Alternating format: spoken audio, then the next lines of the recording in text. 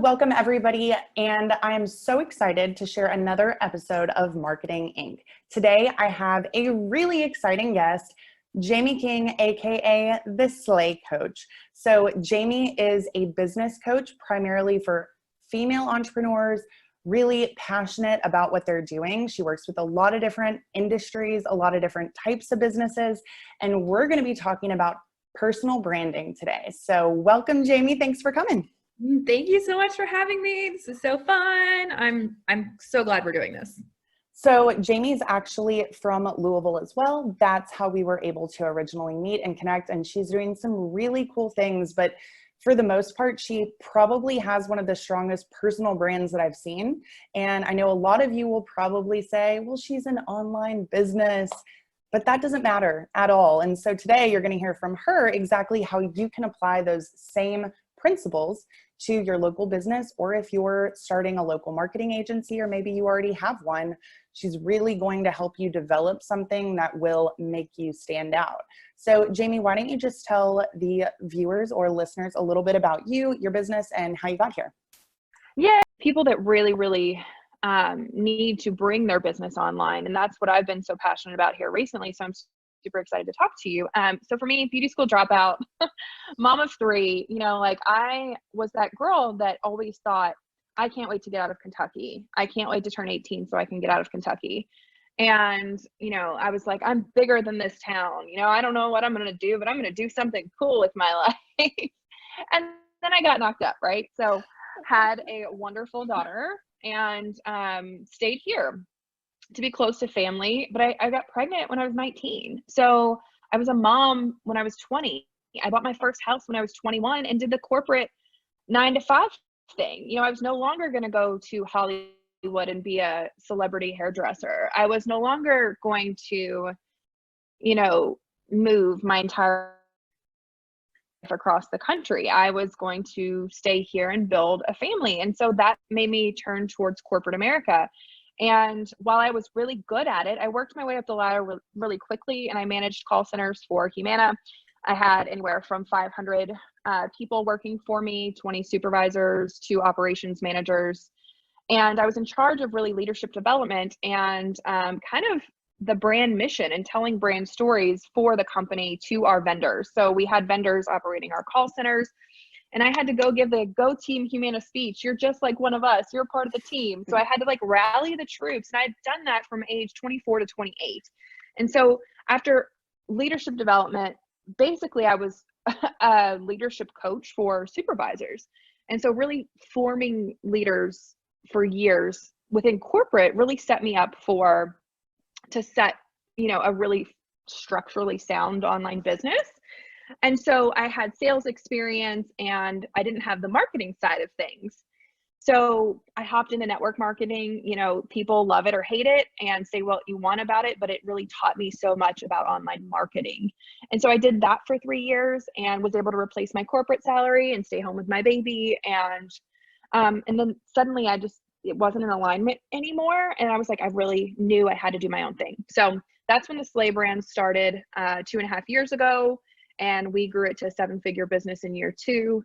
And it really just exponentially blew up over time. But one of the key aspects that people notice about me is my very strong brand presence. Yeah. And I love talking about brand because it's not just important for individual solopreneurs.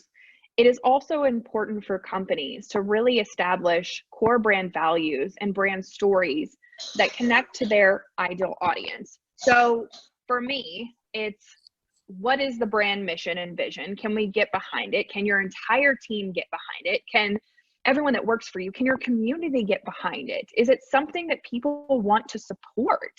And I think that is more important now than ever is storytelling, especially in the time of COVID. People, your local tribe want to support small business. They don't want to shop at Amazon all the time. They just do it out of convenience because they don't know that you need them. Your community doesn't know what you have going on because people aren't communicating their values, their mission, why they're doing what they're doing. And it can be really confusing it's really easy, I think, to develop a personal brand if you're a person, right? Mm-hmm. But it's a little bit more complicated to develop a company brand if it's multiple people, right? Yeah. Because it's multiple people's personalities and like whose stories are we telling and who's going to be the face of the brand. I always like to give the example of Steve Jobs. Like Steve Jobs is really what catapulted Apple. It saved them right from the sinking ship that they were when he Mm-hmm. came back on board as the CEO. So when Steve Jobs obviously founded the company, got kicked out, and then when he came back to Apple, him being the visionary, the communicator, him having the communication skills that he had, and him being the face of Apple and the one to tell the stories about where Apple was going and creating the values and the mission behind Apple is why Apple is still able to stand today without Steve Jobs. And so Absolutely.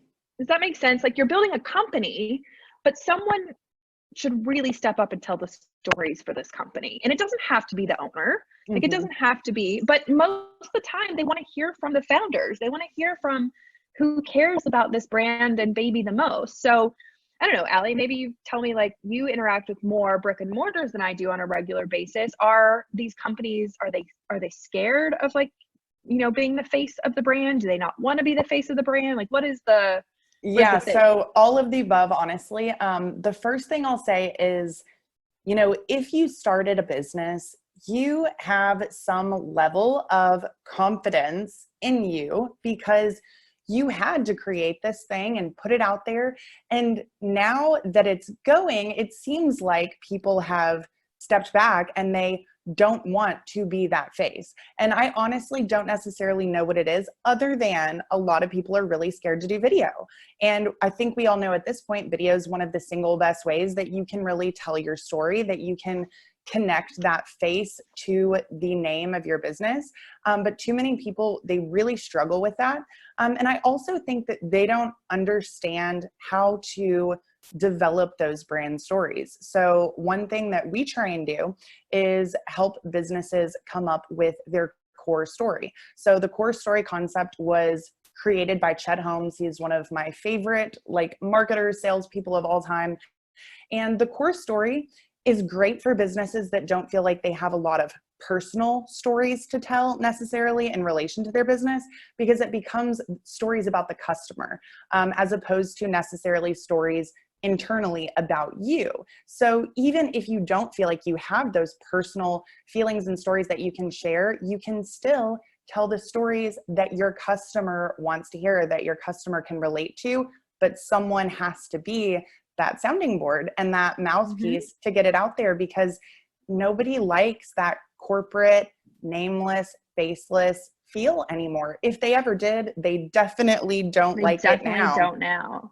No, people want to buy from people. They don't want to buy from companies. And so that's why I say and this is why I do the type of coaching work that I do, because usually it's some type of mindset block or limiting belief of they're not good on camera, or it's a fear that's in the way of keeping, instead of, like, I do often teach, you know, branding stories for the company, you know, not just for the person, but can we maybe take a look at, why are you afraid to show up? What is the fear? Do you fear people will judge you? Do you fear you look stupid? Are you fear of failing? Like, do you think people will judge you if you stutter? Like, no, people love authenticity right now. They are craving it. So where is the block? Not saying that you have to. I don't believe business has to be ran any one certain way. But if you're afraid to get on video and there's no one representing your company that could be the face of the brand, because people want to get behind people, not companies. If there's no one really pioneering that mission, that message, that people can turn to and say, this is tangible, this is a person with stories that I can connect to, then let's ask ourselves, why do we feel that way? Is it possible that I could fake it till I make it? Is it possible that I could show up messy and just tell my audience, hey, look, this is gonna suck for a while, I'm not gonna be good at this, but hey, I'm gonna do it anyways, and I'm gonna show up for you guys? Or is it someone that, like, hey, maybe the wife is the brand person and maybe she shows up for you guys, and, you know, maybe it's a family business, we bring in a family member that can be the face and the spokesperson of the company, but they really want to get behind people.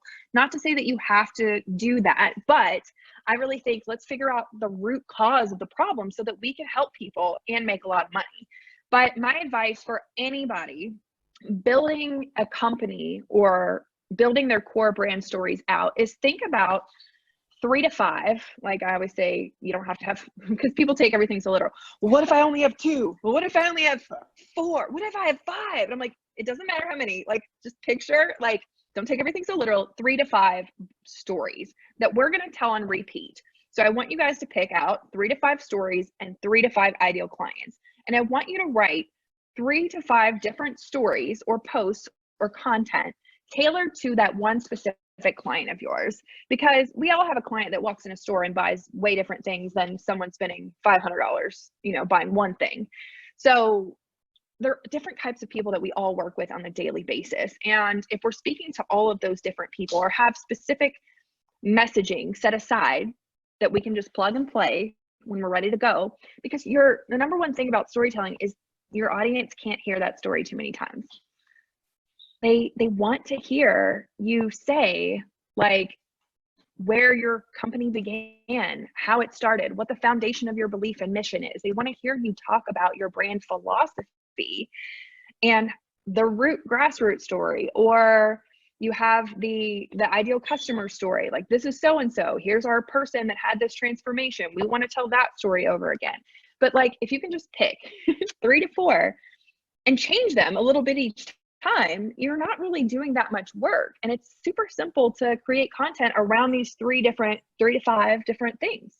Yeah. And Jamie is actually so great at this. Your origin story, your stories stick in my mind because you do tell them frequently, but as your business changes, you have different ways that you're going to talk about them, and the outcome is different, and the transformation that you went through is different. And I definitely see that in what you do more than really anybody else. And it can be difficult sometimes. Oh no, it's like you really instill in people who you are, what you do, why you do it, and all of those things that matter to someone.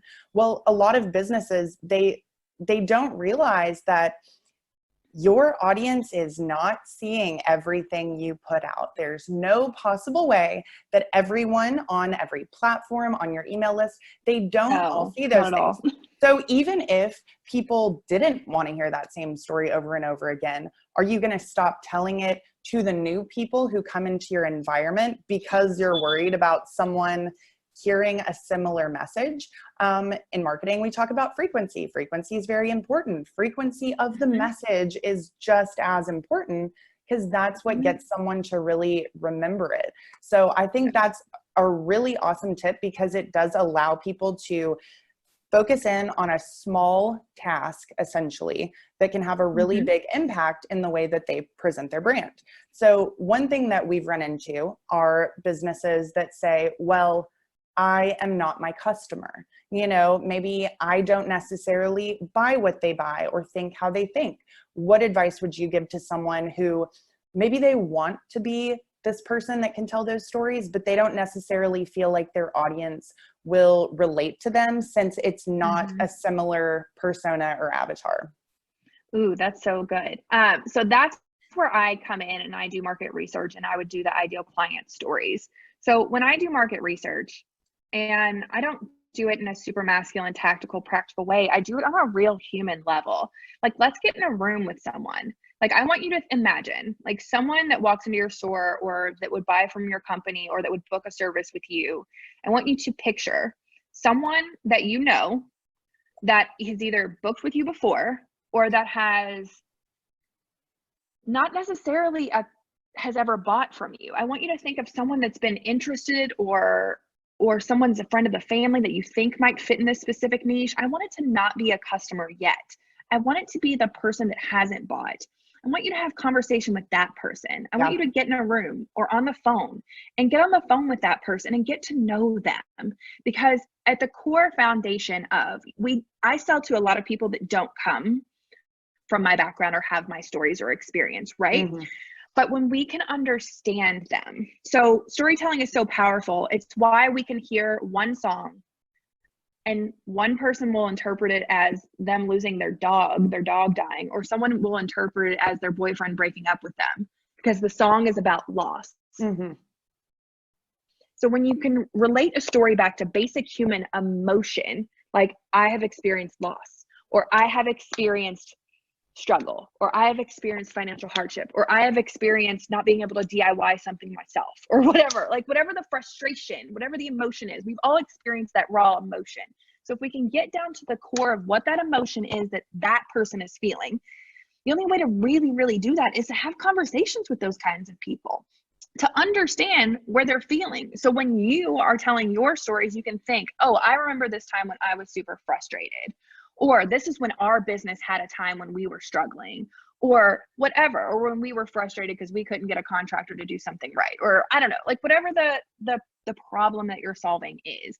Get in a room with that person who hasn't bought from you yet, or get on a Zoom room since no one's doing in person anything for like another year.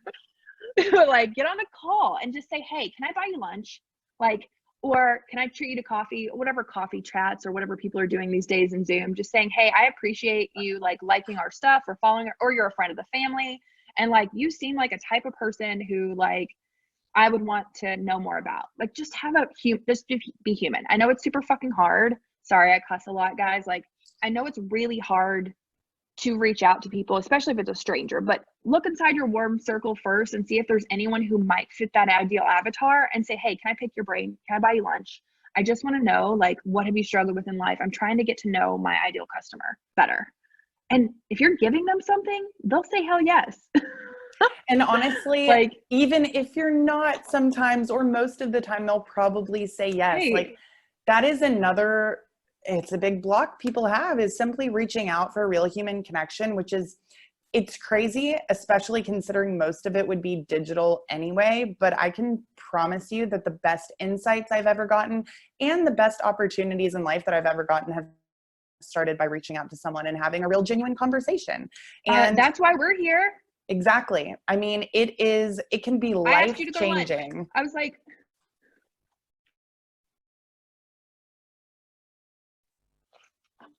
are you there?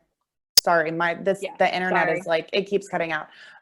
Yeah, real human connection, hearing from somebody that is experiencing those things. Not only can you tell some of their stories, you're going to have one more person who is rooting for your business, and that's always a great thing.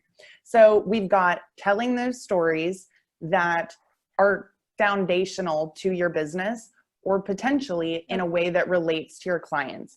Let's talk a little bit about the visuals of personal branding. So the storytelling aspect is huge. You obviously have very distinct visuals.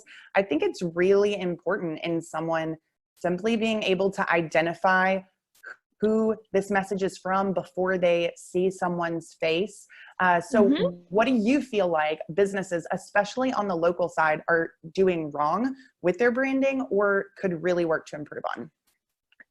Well, I took my lead and example for building my personal brand from one of my early mentors. And I think you knew her as well, Emily from the Diaper Fairy here in Louisville. And I really modeled my business. She passed away about 1.5 years ago. And I really modeled my business after how she had built her community. And I was like, how can I recreate this for women and recreate it in my own way? And when I was building this brand out, and also I had been doing online marketing and living as my brand myself for 3 or 4 years. But when I pivoted to doing my own business, I knew that I needed a hard pivot and my brand needed to look different because I was pivoting from health and fitness to business. So my niche was completely changing. Mm-hmm. And so while it was both online, both businesses were online marketing and, similar, there were different niches. And so because I was completely pivoting, I wanted everyone on my Instagram, my social media to know that I was no longer that person anymore.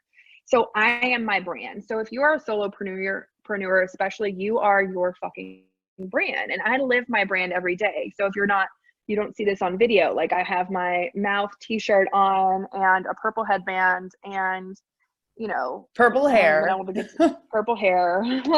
I have purple hair and I have a stylist that helps me pick out like how I want to So I created my alter ego. The Slay Coach is an alter ego that I created, that I modeled after my favorite 80s cartoon, Jem and the Holograms. So like I'm just an 80s baby who always wanted to be that purple haired rock star. And so when I created this brand, it was like, who is me, like amplified a little bit? Who is like who I really want to be? Like if I really didn't care what anybody else thought anymore. And so it's important when building your brand to ask yourself, what do you actually like? If it's a personal brand, not a company's brand, but if you're building your personal brand, what do you actually like? Do you actually like the trend of 2018, 2017 rose gold and marble, or are you just doing it because everyone's using those Canva stock graphics? You know what I mean? Like, do you actually like that? Like, what do you like? Because what you like will never go out of style for you. Mm-hmm. And the constant branding and marketing trends will always be evolving. So if you can just pick your colors that actually make you happy, then you won't be tired of your brand. And yes, you'll change it. I still pivot my graphics every 6 months or so. We rebrand once a year, you know, things like that. But it's all just fluid. It all flows really easily from the next, you know, little style to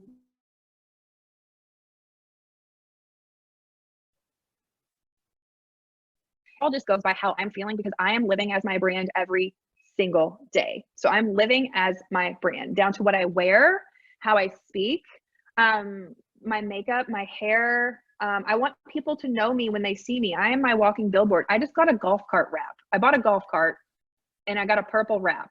Like, I'm living as my brand every single day, because when people walk down the street, they're like, oh, that's that Slay Coach girl. And I get stopped every day that I can't go out in public without getting stopped anymore.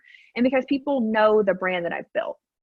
And I think that a couple of really important things to touch on there. So number one, branding everything is not a bad idea if you are a local business, if you're going out into your local community, if you are going to have a party and have friends over or friends of friends, any of these things, you're going to have the opportunity to expose people to even a sliver of what you do. But if it doesn't stand out, they won't notice it regardless. So I think the other reason that I have discussed with business owners over the years, which they've never come out and said it directly, but this is just kind of the underlying feeling that I get in terms of not wanting to put their personal brand out there.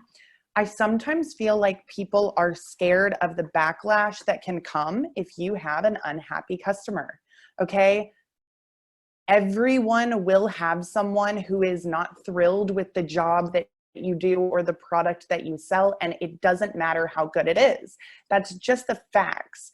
You just can't let the fear that, oh, if I put myself out there, people will know my name, and then someone will say something that isn't positive. Well, ultimately, that's what you do as a business owner. You have to put yourself out there, and you are exposed in a lot of ways to people who want to make negative comments. But in reality, we're all exposed to that anyway, whether we own a business or we don't. You have to be willing to, number one, be proud of the business that you've built so that you do feel good about putting it out there, feel good about the products and services that you're selling. So you're not scared that people will call you out for not doing what you say you're going to do.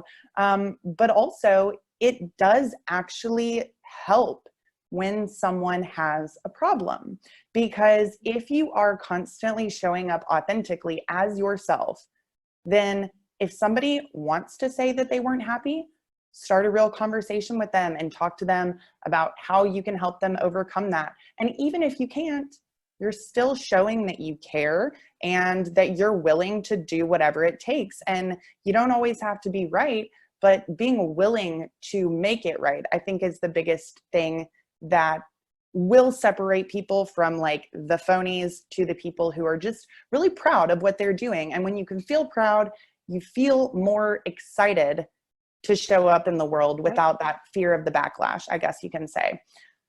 I agree. And this is why I teach on fear so much.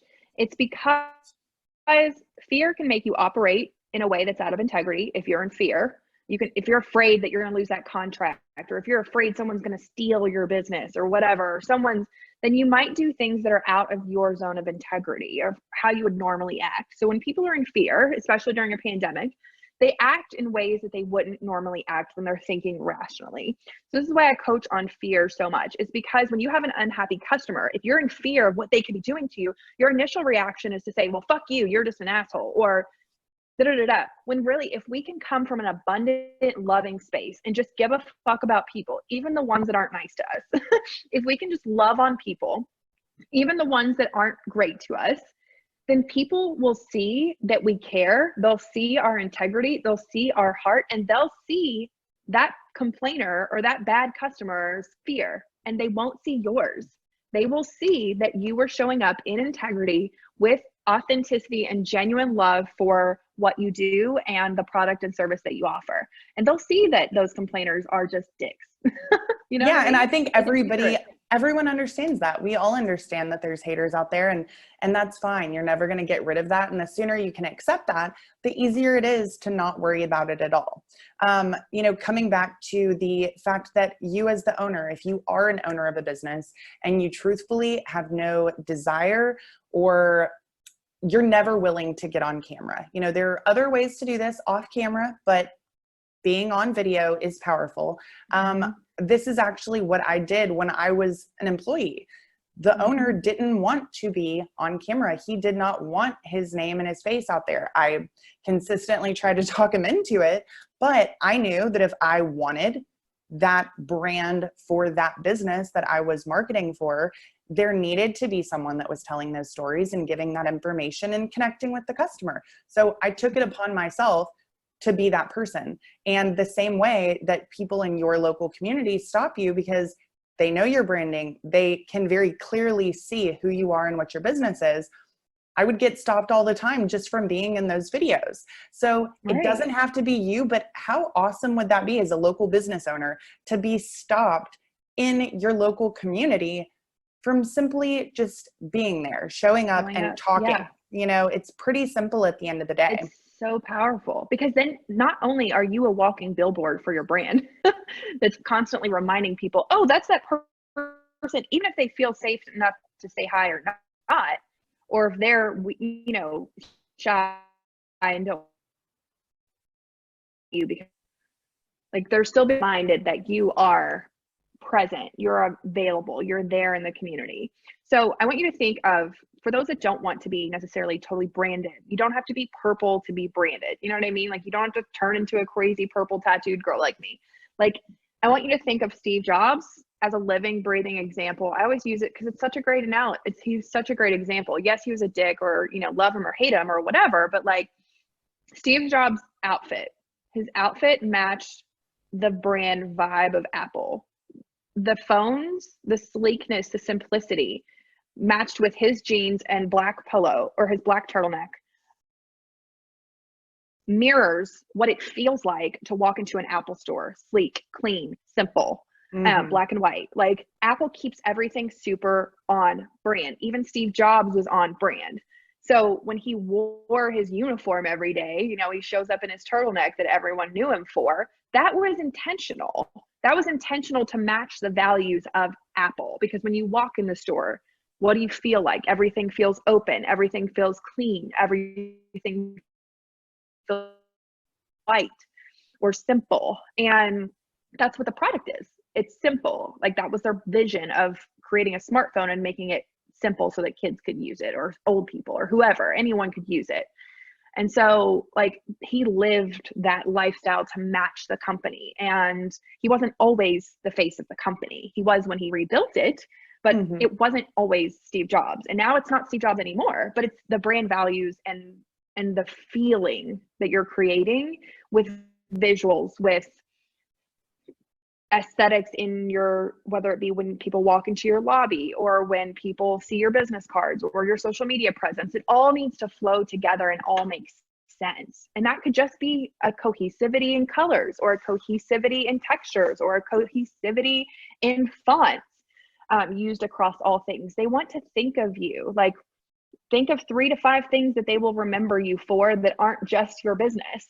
And what do you want to be remembered for? Like, oh, like the diaper fairy, she was glitter and fun. Like she didn't sell glitter. Like You know what I mean? She sold diapers. Yeah. But you think of her as like, oh, fairy dust and glitter and fun, because that was the brand of the company. And there are things we can incorporate that people like that will attract the type of people that we want to attract. Yeah, I think that there has been so much value that you should be able to get from this interview so far. But step one, identifying what you want people to feel. What are those values and that mission that you have? Step two, create those brand stories about your business or about your customer. Step three, create visuals that do stand out in their own way, whether they're bold or subdued, doesn't really matter. But consistency, that is probably like the thing I want to hammer home to everyone. Drives me up a wall because I was a graphic design major. So like fonts and visuals and colors and spacing and all of those things, they can really bother me if they're off. So just have very simplified templates within your business that can be recreated in a variety of ways, but don't stray from that, because that's what gives your visual branding power. And then finally, really remembering that if you don't brand yourself, someone else is going to brand it for you in terms of the way they perceive your business. And I don't know about you, but I want to be perceived in the way that I want to be seen, and not in the perception that someone else has of me, because really it's going to be different across a lot of different, people in your audience, or people who know you or don't know you.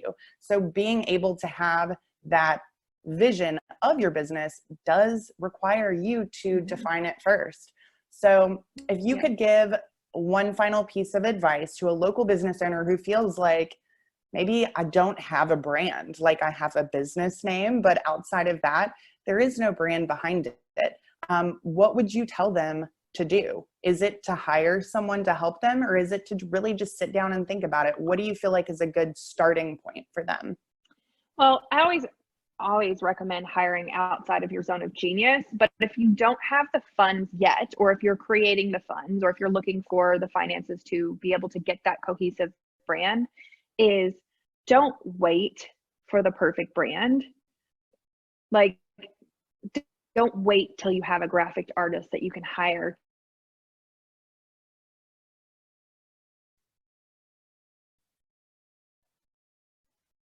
Overwhelmed. I'm going to figure this out. GTS, what I call Google that shit. GTS that shit. Go out and figure out just a few colors that you like, a few fonts that you like, a few textures or patterns or anything else that you might want to weave in through your social presence or your online or your in-person presence. Like, it has to feel good for you, but don't make it hard. There's so many resources available in Canva and PicMonkey. So if you don't have the funds yet to hire someone, Fiverr, like, there's so many resources for you to get access for super cheap or free on the internet. GTS, Google that shit. What are modern brand ideas, or Pinterest, or whoever? But just start. You're not going to love your first brand. I want you to look back 6 months from now and say, oh my God, I hated that brand. I hated that branding. Like, I want you to be embarrassed 3 years from now about how shitty your branding was right now because you didn't wait to brand yourself. No, I think that that's totally great advice. There is no time like the present for any of us. Things can change in an instant. Let's take advantage of the here and now to be the best that we can be in whatever it is that we're doing. And that really starts by determining how you're going to show up in the world and how you're going to show up in your business. So super excited to be able to share all this info with you guys. If you want to learn more about personal branding or about Jamie and the Slay Coach brand or business, where can they find you? Well, you can find me at theslaycoach.com. You can also find me on the Chardonnay and Slay Your Business podcast. And if you are in Louisville or South Florida, hopefully we will have more in-person events for you soon. Chardonnay and Slay. I know. I have a nonprofit networking series for women entrepreneurs called Chardonnay and Slay that we will be relaunching after all of this COVID shit is over. Yes, super excited for that one. That's all I can say. All right. Well, thanks so much for being here. And hopefully we'll have you back to talk about many of the other amazing segments of expertise that you have. But until next time. See you guys. Thank you for having me.